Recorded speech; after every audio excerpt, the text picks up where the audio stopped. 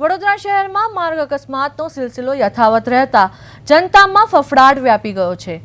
કપુરાઈ ચોકડીથી જાંબુઆ ચોકડી વચ્ચેના પટ્ટામાં માત્ર 10 કલાકના ટૂંકા ગાળામાં બે ગંભીર અકસ્માતો સર્જાયા છે, જેમાં કુલ 2 વ્યક્તિઓએ પોતાના જીવ ગુમાવ્યા છે। કપુરાઈ ચોકડી પાસે એક ટ્રક ચાલકે ટુ વ્હીલર સવારને અડફેટે લેતા તેનું ઘટના સ્થળે મોત નીપજ્યું હતું। અકસ્માત સર્જ્યા બાદ આરોપી ટ્રક ચાલક વાહન મૂકીને સ્થળ પરથી ફરાર થઈ ગયો હતો। શહેરમાં બેફામ દોડતા ભારે વાહનોને કારણે ટુ વ્હીલર ચાલકો માટે રસ્તાઓ જોખમી બની ગયા છે। છેલ્લા કેટલાક સમયથી કપુરાઈ અને આસપાસના વિસ્તારોમાં અકસ્માતોનું પ્રમાણ ચિંતાજનક રીતે વધ્યું છે।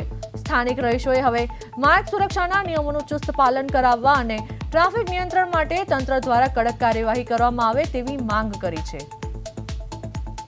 વડોદરા શહેરમાં 10 કલાકમાં બે ગંભીર અકસ્માત સર્જાયા। કપુરાઈ જાંબુઆ રોડ પર 2 વ્યક્તિઓના ઘટના સ્થળે જ મોત। કપુરાઈ પાસે ટ્રક અને ટુ વ્હીલરને કચડ્યું, અકસ્માત સર્જી ટ્રક ચાલક ફરાર। ભારે વાહનોની બેફામ દોડથી ફફડાટ।